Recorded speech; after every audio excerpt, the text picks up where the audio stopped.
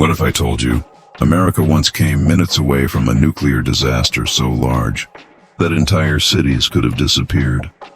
Not because of war, not because of enemies, but because of a mistake. No alarms on TV, no emergency alerts, no public warning.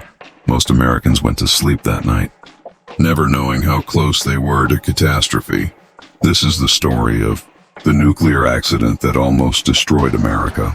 After World War II, America believed nuclear power was the future. It promised unlimited energy, national dominance, technological supremacy. Reactor plants were built across the country. Engineers were confident. Politicians were optimistic. The public was reassured. The message was simple. This technology is safe, but nuclear power doesn't forgive mistakes. And America was about to learn that. It was supposed to be routine, a normal operation, a controlled environment, highly trained professionals. Then, something went wrong. A small malfunction at first. A valve that didn't respond. A gauge that gave the wrong reading. Operators believed the system was stable. It wasn't. Inside the reactor, temperatures were rising. Pressure was building, and no one fully realized it yet. The control room showed conflicting data. Some indicators said, everything is fine. Others warned, something is very wrong. Operators trusted the wrong signals. They followed procedures designed for normal failures, not for what was actually happening. Cooling systems failed. Fuel rods began to overheat. Radiation levels climbed silently. This wasn't just a technical failure, it was a human failure. Then came the terrifying realization. The reactor core was melting. A partial meltdown. If it continued, radioactive material could escape into the atmosphere. Winds could carry it across states, cities, farms, rivers. Millions at risk. And still, the public knew nothing. Engineers were forced to improvise. Procedures no longer applied. Manual overrides were attempted. Cooling systems were restarted blindly. Every decision mattered. A wrong move could trigger hydrogen explosions, full containment failure, mass evacuation. Some workers stayed inside dangerous zones, exposing themselves to radiation to prevent the worst. They knew the risks. They stayed anyway. Officials feared panic more than radiation. Information was delayed. Details were minimized. Language was softened. Instead of saying, "We almost lost control," they said, "There was no immediate danger." But internal reports told a different story. Experts later admitted, if a few things had gone differently, the outcome could have been catastrophic.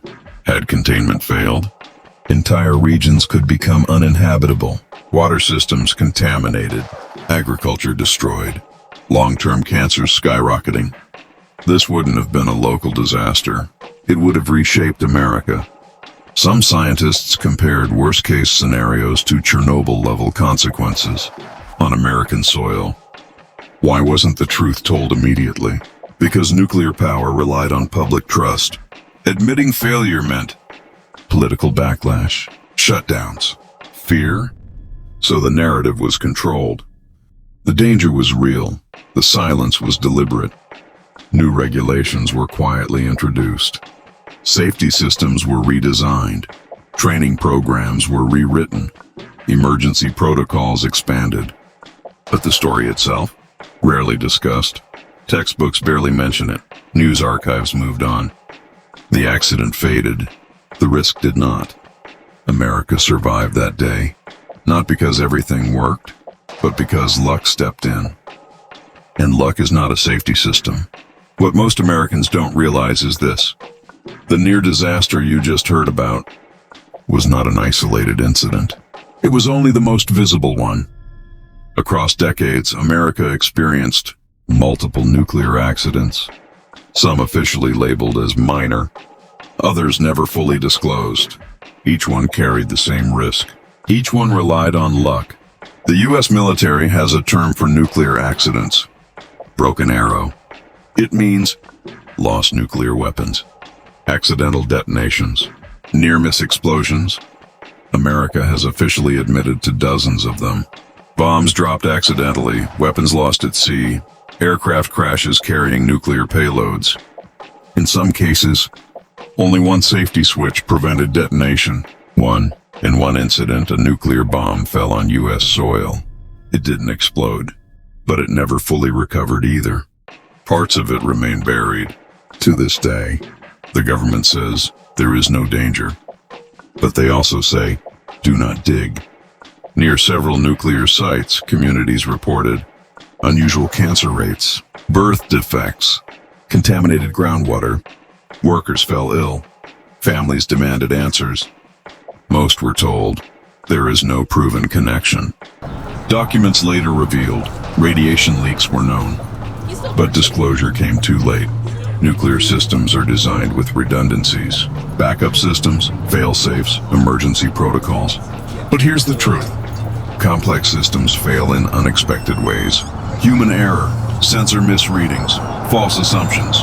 Every major nuclear accident in history happened because people believed it couldn't happen there.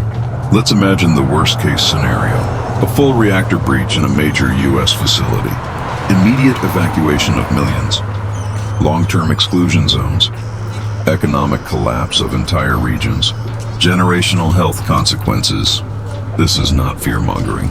These are outcomes observed elsewhere. America is not immune. Why don't people talk about this? Because fear is managed. Language matters. Instead of meltdown, officials say incident. Instead of radiation release, they say controlled exposure. The danger becomes abstract, distant, easy to ignore. Years later, documents are released. Redacted, delayed, sanitized. By then, victims have aged. Witnesses have died. Accountability disappears. History becomes footnotes, and lessons are forgotten. Nuclear power sits at a dangerous intersection. Energy, military strength, politics.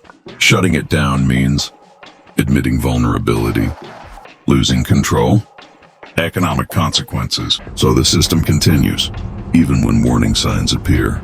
Experts agree on one thing. Another nuclear accident is not a question of if, only when. It may not be tomorrow, it may not be next year, but probability increases with time, and preparation determines survival. America escaped disaster before, but it wasn't because the system was perfect. It was because someone made the right call. A component didn't fail. Luck intervened. Luck runs out, eventually.